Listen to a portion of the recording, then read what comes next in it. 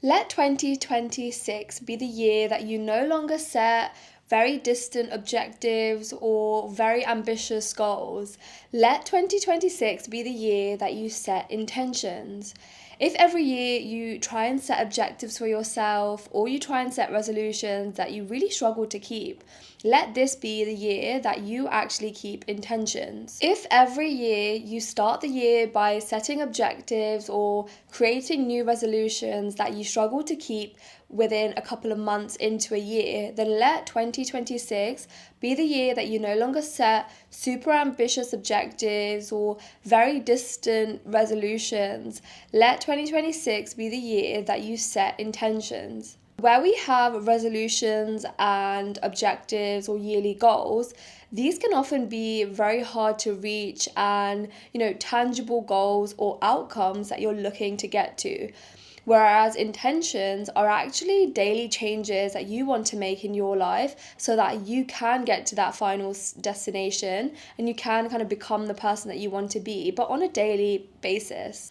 Now, don't get me wrong, in the past, I've definitely benefited from having clear goals and objectives in mind, but it really requires you to focus kind of every day in the year to make sure that you have a plan set out and you're mindful of the baby steps that you need to take to achieve those bigger goals that you might have set at the start of the year. What I personally like to do is set intentions, which are almost like ways of living and ways of being. And today I'm going to talk you through kind of the things that I did in 2025 and the changes that I want to make in 2026. People often set objectives and goals that are so different from the year before. It's almost like they're trying to use the start of the year to completely change and reform and rebrand. So you'll see a lot of videos on YouTube or on social media talking about, let this be the year that you rebrand. I personally don't really think that is a good way to approach life because every single day and every single year, you are really building a foundation for yourself from the actions and intentions that you set for yourself. So I'm going to talk you through things that worked for me in 2025 and the things that I want to start and continue with me in 2026. The theme for me in 2025 was definitely a year of experimentation. I kind of found myself in a place where I was enjoying my job and kind of found this stability and found kind of, I had achieved a lot of the milestones that I had set out a couple of years ago. So in 2025, I took it on myself to experiment through my cooking, through my hobbies, and through different types of exercise. And, some of the things that I did worked really well. So, for example, I did start the gym like the year before that. So, at the start of 2025, I was going to the gym regularly and I played badminton. So, I'd never really done that before. And it was a great way to experiment the different kinds of workouts that you can do and the different kinds of skills that I could build. I also found myself wanting to eat less processed food and try and make more meals at home. And I really experimented with meal prepping and, different kinds of vegetables that I perhaps hadn't cooked before and different kinds of meats and fish. And I found that this was a great way to figure out what I enjoy and what I like and really keep some of those habits going in 2026. If you've seen some of the other videos on my channel, you'll find that I really got into building Lego last year, and hopefully I'll share more of that on this page. But it was a really fun way to have a hobby after work and wind down, and also to kind of be creative and to kind of build this discipline of starting a really big set and kind of seeing it through all the way to the end. Last year I actually built the Tudor Corner modular, and I found that it was like the first modular that I had ever built. So if you're not aware, I'll kind of insert a video or a photo. It's essentially these miniature buildings that Lego have, and they do take quite a while. So the set that I built had 26 bags, and it took me maybe like 2 weeks or 3 weeks to build, like doing a bag a day. And honestly, it was really rewarding, and it's a great display piece, and it's really it's kind of got me in a place where I want to, build more of similar modulars. Last year for me was definitely about experimenting with my hobbies and different kinds of exercise, and also, ways to be healthier and a bit more disciplined. One of the big kind of lifestyle changes that I tried to make and kind of build my self esteem was to do the things that I say I was going to do. So if I said I'm going for a walk at 4:30, actually doing that. If I said to, somebody at work that I'll deliver this piece by this date, actually doing that. And in moments where, for example, I couldn't meet a deadline at work, just communicating clearly and letting people know like where I was in the process. And even for myself, if I kind of said to myself, hey, I'm gonna cook one meal this week, like sticking to that and making sure that I essentially I am who I say I am is kind of the approach that I took a lot last year. And I found that like it really helped me to kind of build my self-esteem, but also like build a bit of trust with myself. And it really allowed me to trust that if I say I'm going to do something, I know I'm going to get it done. And even having that mindset really allowed me to, trust myself and build kind of discipline around the way that I lived as well. I personally find that like when I first moved out, I was like really not disciplined. So I would leave messy dishes, or I'd leave my flat really dirty and things like that. Not like because it was kind of, it was essentially just a habit. It was a way of life that I'd clearly gotten used to. And I found that like when I, made the intention to be more present in my own space, make sure that it's clean and like it's a place that I adore and cherish and take care of, that kind of mindset and approach to my own a living space and life really kind of translated in other areas as well. It allowed me to be a bit more grateful and present and disciplined in my relationships and show up more and be clear about what I want and how I want to show up and who I want to be. I also experimented a lot with social media, so I posted a lot on TikTok. So I kind of posted a lot of like art videos. I found that like I was kind of spreading myself very thin, so I created a TikTok for my artwork. I kind of had a YouTube channel for my travel vlogs. Then I had like another YouTube posting videos like this. So this year I really want to consolidate that, and I want to talk a bit more about how I'm going to build on that in 2026. Let's move on to my 2026 intentions. I'm going to talk you through my big 3 priorities for this year and why I've implemented them and how I think they could also help you in your daily life. Number 1 is actually something that I sort of gave up. Like I stopped doing too much of it, and I almost started to train myself to have good memory and rely on my own thoughts, and just like remembering things. Even at work, I would type a lot of my objectives and goals. So this year I want to actually write more and almost like write everything I can. So I personally keep a journal where I write kind of, I use it as a way to reflect on personal like circumstances and to help me kind of almost like ground myself and think more positively.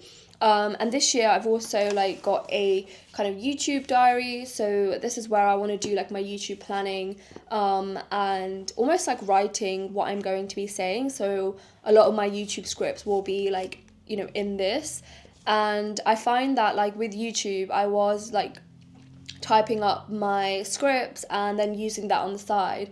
But there is something really cathartic and something really clear that once you start writing and like writing with your hands, I find that it kind of gives me a little bit more clarity as to about what I'm going to say, how I'm going to structure it. And a part of me thinks that it will also help me to actually build my memory and to consolidate the things that I've already learned at work and to be clear about like where I'm headed and allow me to almost build a log for myself. So this year I am definitely writing more. Now, when I was younger, I definitely saw the benefits of writing, so I kept a journal for a very long time, and then kind of as I got into university and a little bit, the start of work, I just stopped writing. I found it too, like, tedious. I would write, like, kind of notes at work, but I'd almost fill them with pages of, like, stuff that I never looked at again. So at the moment, I'm a lot more, like, intentional about how I write and what I write and the way that I structure my books as well. So if you can see here, like I personally use don't know if it's going to show up on the camera, but like I use a dotted journal. I haven't actually used a lined one for kind of my work and for like life planning in a very long time. My journal is lined, which, you know, it's easy because you're kind of writing clear words, whereas something like, you know, a dotted journal allows me to kind of create bubbles. So you can kind of create a space here and you can break up the page. And it really does make writing and planning and setting up your vision like a lot more clearer. So that's what I use. I definitely have a favorite pen. So you might see that I literally only use these pens. These are the Muji gel pens. So I have it in 0.38. This is like my favorite pen and I have a lot of these. I know these are refills, so I definitely due for some refills. I do recommend getting I think it's called a Leuchtturm diary. Like they're the German diaries, which are like the you know, they also do dotted ones. Or if you really want to splurge, you could get like an original bullet journal, which is a dotted diary. I think I got this off Amazon for about £15, so saved a couple of pounds there. But whatever works for you, essentially. I think there is something about writing that for me is very important, and I kind of let myself, I guess, like be influenced by other people a little bit. I'll be honest. I thought like, oh, like what's the point in it almost? And I think not writing for a very long time, and for the last couple of months I've kind of come back to it and realized like for me it's really beneficial. So if for you it's something that is going to help you focus and change, you know, how you lead your daily life, like definitely start writing more. So number 2, this is kind of in the same kind of realm as writing more, which is dad walks. So I very specifically call these dad walks because my dad goes for a lot of walks, so I call them dad walks. I essentially just want to walk more this year. So I find that ever since I've started working, I live a lot, you know, I'm a lot more sedentary. I don't really walk as much as I should or I could. I think working from home is definitely like a culprit in that. And if you're not intentional about walking, you know, in your breaks and when you do have a spare 30 minutes or even carving that time out, you can just spend the whole day sitting and then, you know, brain rotting after work or watching TV. I find that when I go to the office, I just naturally get so many more steps in just walking around the office, you know, going for walks at lunchtime. So I think working from home and on the weekends, I want to be more intentional about walking. Now, you know, this is very different from running or going to the gym. There is something about going to the gym that I realize I don't really enjoy. So, like, I just don't know what it is. I think it's this idea that I have to go somewhere to exercise, and I don't like that. I don't like that I have to go to a separate space for it. Whereas I think for a lot of people, it's kind of like an escape. Like they go to the gym and, you know, they switch off from the outside world. Whereas my intention for this year is to actually go outside more. Like go outside, be more in nature, and really just experience the weather and like the changing seasons. I found that I got a membership and this was a really good gym. So they had sauna, steam and spa. They had lots of like exercise classes. So I ended up picking badminton.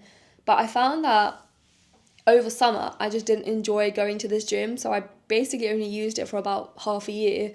And then as the weather kind of warmed up a little bit, I wanted to be outside.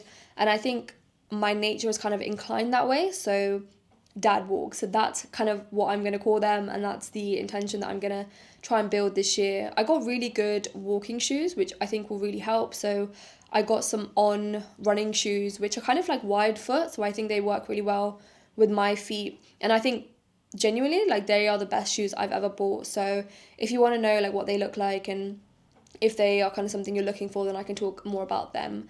I also find that like running can be a little bit strenuous. So I do enjoy running, but it's kind of strenuous on your joints and it's quite strenuous on your hip muscles as well. So walking is this like very kind of, I almost find it relaxing. It's quite an easy thing to do and it's quite relaxing and it helps you to kind of warm your body up and kind of get your joints moving. So yeah, that's definitely a big intention for me this year. Moving on to number three, this is like something that I've very much seen like pop up on the scene at the end of 2025. And I think it's this whole idea of like living a less consumerist lifestyle and creating more, and not buying, and not having this culture of like overconsumption. So that's definitely something that I want to take for myself in 2026. So essentially, consume less and create more. There are lots of different ways that I think this would filter kind of into my life. So I think one thing is definitely about shopping. So I think 2025, because it was kind of like a year of experimentation for me, I definitely was like shopping a lot more than I usually do, buying Lego, buying new clothes. I think this year I want to be a bit more intentional about buying things that I need and things that are long lasting, and not really buying kind of like, like dopamine decor and things like that. I think stuff like that can kind of very easily get kind of overwhelming to have in your space, and it can almost like consume the space that you're in. So like basically anything in Miniso, like all of like the teddies and things like that they have, like being really intentional that you kind of don't fill your space with lots of like, I guess, overconsumption. So another thing that I found myself doing a lot of last year was like buying a lot of skincare, like duplicate products. So I would buy like three serums just because they were on sale and I would use them. I just don't think that's a very sustainable way of living, and I often found that like it would take me ages to go through a whole product, or it just like wouldn't suit my skin. So this year I'm kind of doing a project pan with a lot of like the skincare I have, and I've created kind of like this stand in my room. So I basically, if I can't fit it on that stand, then I have too much stuff. Like I think I've been a lot more intentional about the makeup that I buy last year. So I still kind of like the latter end of last year, but I bought a lot less makeup, and um, I think this was really because I built like a foundational, makeup kit, and I think, I'm just literally using the same products every day, which I find just so good for me personally. Like I found that like I'm not just experimenting. I think makeup is just something that once you get right, like you just have to buy the same stuff, and but I think getting to that point is very difficult. So skincare, makeup, just buying less of that. I think so generally the mindset that I want to create with this is, sometimes you can kind of think, oh, I can't start this thing or I can't do this hobby until I've bought something. And I really want to get myself out of that mindset, because life is all about working with what you have and, not thinking about the things that you don't have. And when you really look at all the things that you have in your life, like, you might be like very inspired just from the things that you already have, but you've not touched in a very long time. So I think it's all about being grateful of the things that you have and being intentional with what you buy and what you keep, and also just remembering that you have those things. Sometimes you know, accumulate so many clothes or accumulate so many books and things like that, that everything just loses its meaning. One thing that I really want to start doing this year is like create a very, very small, you know, list of books that I keep. So I only want to keep the books that made a difference in my life and really made me think differently, or, had a pivotal change in the way that I think or the way that I live my life. During COVID, I was very much into like book talk, and book talk is really this idea that like, buy all the books and read all the same kind of books and read smut and read romance and read thrillers and keep buying books, right? And I think books are really important and reading is really essential, but when you're doing too much of it, like how can you really take a meaningful message and how can you really make it a meaningful activity unless you're trying to kind of create a long-term career out of it and go into kind of the editing space? I think if you're just an everyday consumer like me, then you have to be intentional about what you're reading and why you're reading it. I think as I get older, I also read a lot, less nonfiction. I very much read fiction and the things that are really going to help me drive forward and, build discipline and think differently about how I can be living my life. So I think like really this idea of creating less and buying more is also focusing on, not buying things as a form of action. I think sometimes we're so focused on like, hey, what can I buy to make me do this thing? But oftentimes we just need to do the thing. So, last year I picked up a lot of painting, and I found that like I just needed one paint kit. I bought loads of paints and didn't end up using them because they just weren't functional to use. They were very difficult to like take out and put away. And I got kind of this like gouache paint set, which I use like all the time just because it's so easy to get out and place and tidy away. And sometimes you just need to get into the habit of taking action towards your hobbies or anything that you're trying to do rather than thinking about what you need to buy. Oftentimes people think buying is the action, and it's not. It's you just spending and you trying to kind of get that quick dopamine fix, whereas like you building a hobby or you learning something through reading a book is kind of it's a lot more difficult, it's a lot less passive, and it's the action that you kind of maybe want to be taking. And on the topic of kind of creating more, I definitely want to be a lot more active on my YouTube channel and post lots more YouTube videos. I experimented a lot with TikTok, and I've kind of stepped away from TikTok. I find it a really overwhelming platform, and I think when I'm having kind of a busy work day, I can kind of use it as like this escape. And I just didn't like the way that I was using TikTok, so I'm not posting on there anymore, and I'm posting kind of everything onto this one YouTube channel, all from my hobbies to travel channel to videos like this.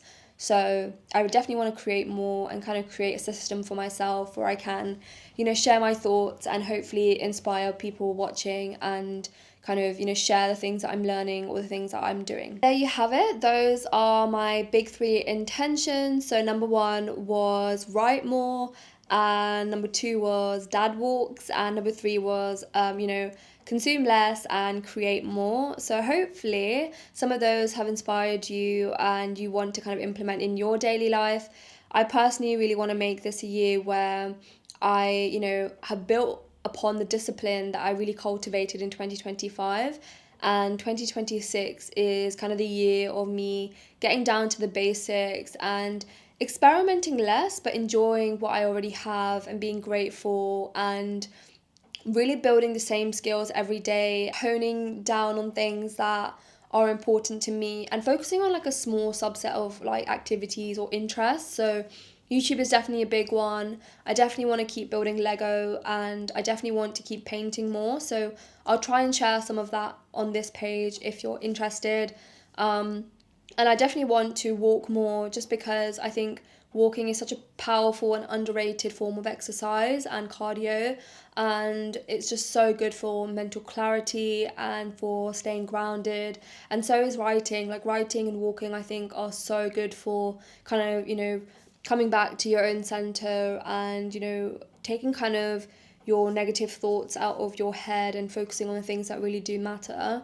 And being someone that is able to channel their creative energy in a positive way is something that I really want to get to. And I think for me, like writing and talking and creating videos like this is a way to be creative, and I get to experiment with the kinds of YouTube videos I make. And I find that I don't really get a lot of satisfaction from the things that I buy anymore. And I just want to be more mindful about creating and showing up in a way that actually does help others and myself, and being more focused on kind of how I'm impacting others and trying to be a more positive force on other people's lives as well as like, inspiring others through the actions that I take or the way that I am.